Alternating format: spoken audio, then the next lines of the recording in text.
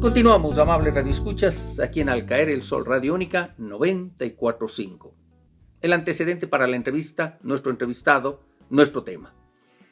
El día de ayer, anoche, domingo en la noche, el Tribunal Contencioso Electoral habría dado, diría yo, luz verde para que se inscriba el binomio Arauz-Rabascal en domingo en la noche. ¿Y por qué? Porque habría pues un voto salvado de el señor presidente de este tribunal, que es el señor Cabrera, y claro, ahora tiene que volver al Consejo Nacional Electoral para que tomen la decisión final.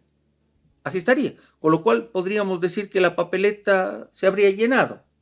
Pero siempre cuando hay estos temas escabrosos en lo electoral, cuando requiero una voz y un antecedente jurídico, le llama a mi buen amigo Mauricio Alarcón de la Fundación Ciudadanía y Desarrollo, que es una persona que le sigue a la política y a los temas electorales con mucha acuciosidad. Como yo lo puse un antecedente general, pero tú lo puedes explicar mejor, estimado Mauricio, cuéntanos cuál es la situación de este binomio y cómo quedaría ya conformada la papeleta electoral. Una buena tarde. Un gusto, Bernardo, y buenas tardes a nuestra audiencia a través de la señal de la Única. Bueno, efectivamente, cuando se conoció días atrás de la presentación de una nueva impugnación al binomio de la Unión Nacional por la Esperanza, el del señor Arauz y el señor Rabascal, nuevamente entró en pausa el proceso de las elecciones de febrero de 2021. Se decía que aún no se podía conocer cómo quedaba finalmente integrada la papeleta, al menos en cuanto a los binomios presidenciales. Se generó además una discusión respecto a quiénes eran los impugnantes en este caso, quienes presentaron esta impugnación. Recordarás tú, exfuncionario del gobierno de Lucio Gutiérrez, el coronel Carlos Arboleda, y un abogado relacionado con él, el abogado Wilson Freire Castro. Así es que ese recurso, que inicialmente había sido dispuesto y resuelto por el Consejo Nacional Electoral, subió al Tribunal Contencioso Electoral, que el día de ayer nuevamente resolvió y devolvió el expediente al Consejo Nacional Electoral para su cierre, para las últimas acciones. Y efectivamente, como tú mencionas, hay un voto salvado presentado por el presidente, el señor Arturo Cabrera, que en ese sentido pues pensó o mencionó la posibilidad de desechar este recurso de Arboleda y de Freire de manera total. Lo que ha hecho el contencioso electoral el día de ayer ha sido hacer una aceptación parcial, de tal forma que le corresponda al Consejo Nacional Electoral implementar la parte respectiva. Ahora, como van las cosas, el Consejo Nacional Electoral dirá, pues, dado el voto salvado del señor, que sería, pues, casi juez de cuentas, ¿no? Es juez electoral. No te olvides, Bernardo, exacto, que el Tribunal Contencioso Electoral ejerce justicia electoral según lo que manda la propia Constitución. Exacto, no estoy equivocado en el término. Entonces, el señor juez electoral ha determinado eso. No nos queda más que simplemente pues aceptar. Parece que por ahí va el tema. Y con aquello podría decirse que se cerró la papeleta, o también estaría algún otro binomio en esa condición todavía ambigua. A mí, Bernardo, sinceramente me preocupa la inestabilidad a muy pocos días. Estamos a un mes exacto de que inicie la campaña electoral y es sorprendente que ni siquiera tengamos certeza total respecto a los binomios que podrán participar.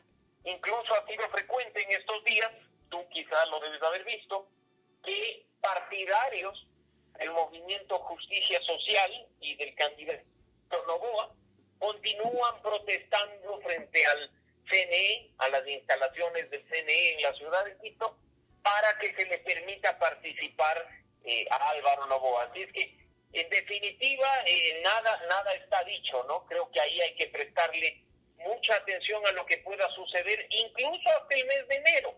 No nos olvidemos que se sigue abriendo espacio para que se presenten recursos, que además son recursos que van y vienen entre las distintas instituciones, las dos que forman parte de la función electoral, trayendo, insisto, una inestabilidad en un proceso que ya debería estar resuelto en su totalidad. Oye, estamos a un mes del inicio de la campaña electoral.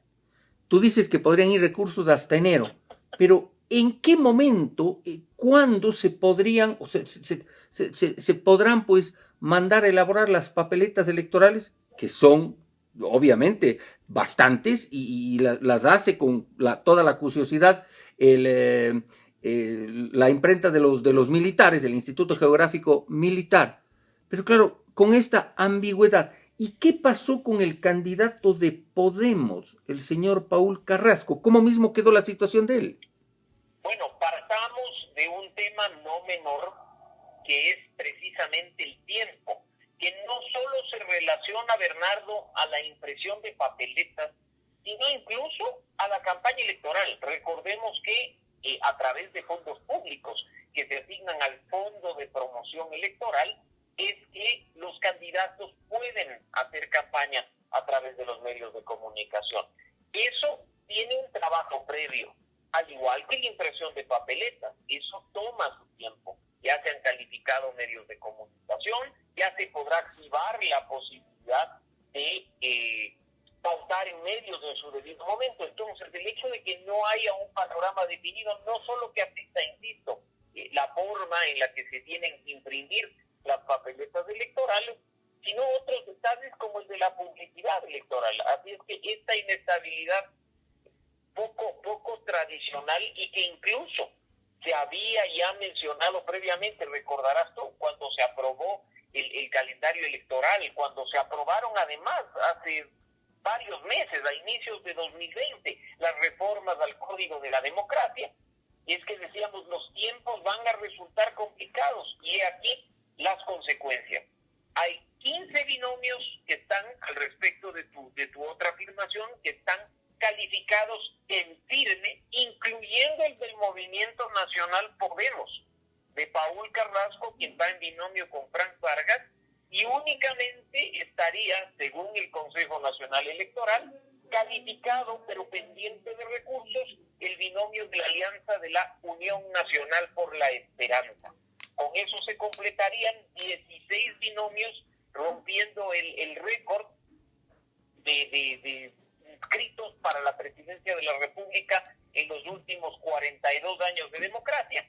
Y pues veremos en definitiva cómo termina, en función de las próximas semanas, conformado o integrado el escenario electoral. De una manera similar, no olvidemos que hay candidatos que van en alianza, pero con listas de asambleístas separados.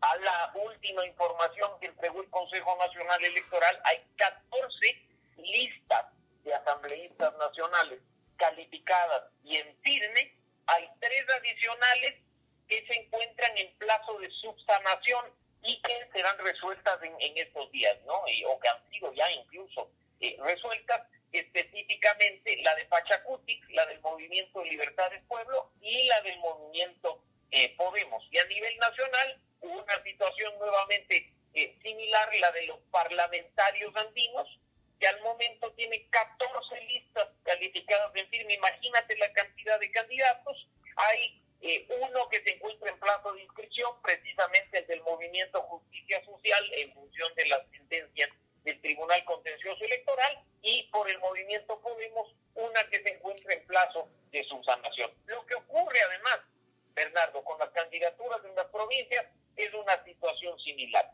Aún no podemos hablar de todas las candidaturas calificadas y en firme, lo cual sigue con esta cuenta regresiva, poniendo en riesgo un correcto desarrollo del proceso electoral en febrero de 2020. Oye, qué complejo el tema.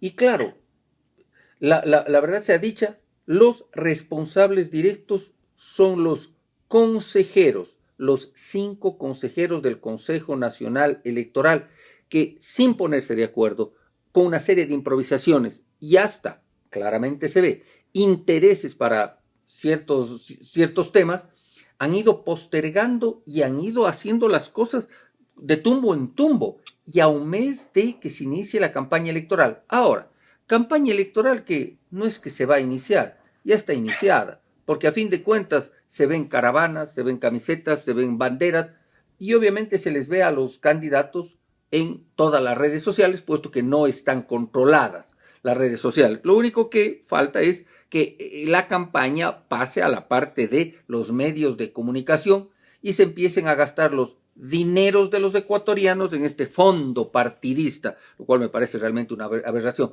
Creo que debe ser el único país en el mundo donde tiene este fondo, si no me equivoco, Mauricio, o hay algún otro país que no sea posiblemente Venezuela o Nicaragua que tenga este fondo. Es una particularidad de nuestro sistema electoral que forma parte de los sistemas de financiamiento mixto.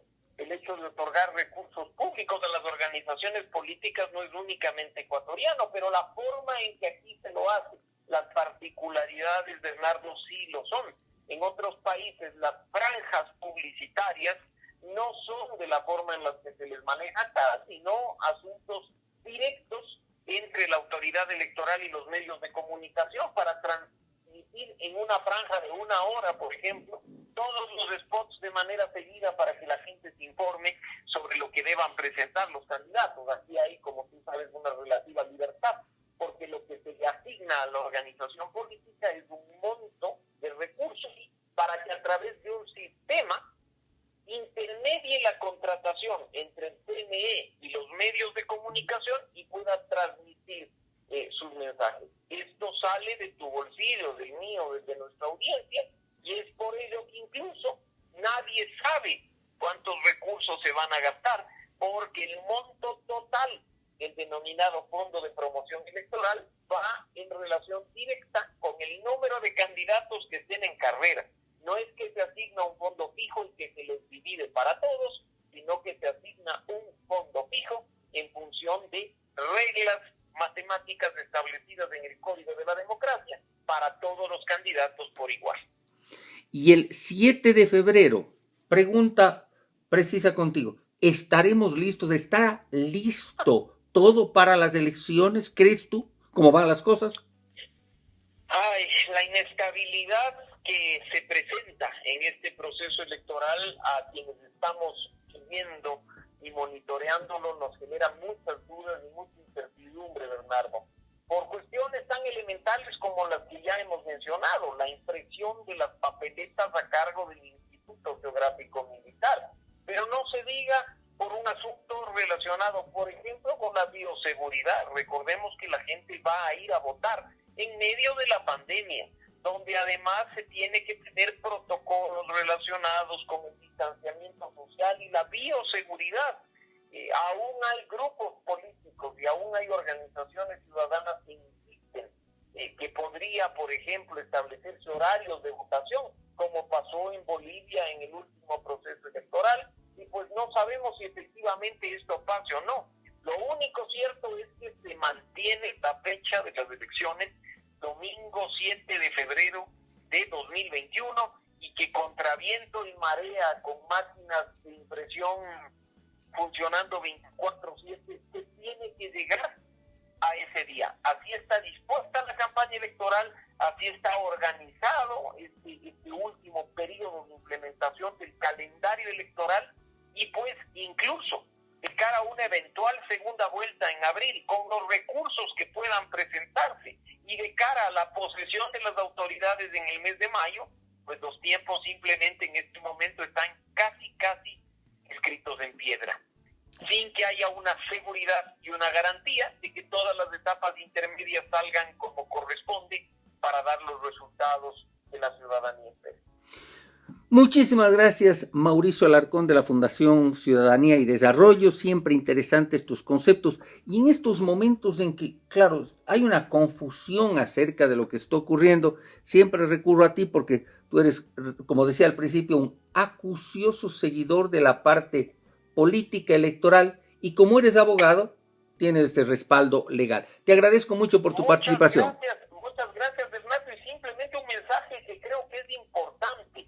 propósito de los últimos hechos que analizamos al inicio de este espacio, que la ciudadanía que está permanentemente informándose a través de las redes sociales, y a través incluso de mensajes que recibe en WhatsApp, confirme la información, porque en las últimas horas, a propósito de lo resuelto por el Tribunal Contencioso Electoral, han circulado gran cantidad de noticias falsas diciendo que se habría descalificado al binomio del correísmo, al binomio de la Unión Nacional por la Esperanza, lo cual no corresponde con lo resuelto por el Contencioso Electoral y tampoco responde a lo que deberá ejecutar en los próximos días el Consejo Nacional Electoral. Así es que valga la oportunidad, Bernardo, para que en un espacio con tantos seguidores y comandado por ti, que ejerces un periodismo responsable, recordar a nuestra audiencia la importancia de verificar y de contrastar la información antes de compartir esas noticias, esas imágenes, esos textos que nos llegan a través del internet y de las redes sociales. Justamente por eso también vi una serie de memes y de informaciones extrañas, por eso justamente te llamé para coordinar esta entrevista. Muchísimas gracias, Mauricio. Gracias, Bernardo, un gusto y una buena tarde para todos. Sí, justamente lo que decía Mauricio Alarcón de la Fundación Ciudadanía y Desarrollo. Había seguido yo las redes sociales, creo que muchos lo hacemos, por supuesto, y decía informaciones extrañas de lo que realmente estaba ocurriendo, y por eso esta llamada telefónica a Mauricio. Muchísimas gracias. Nos vamos, corte comercial. Sí, tema musical y regresamos.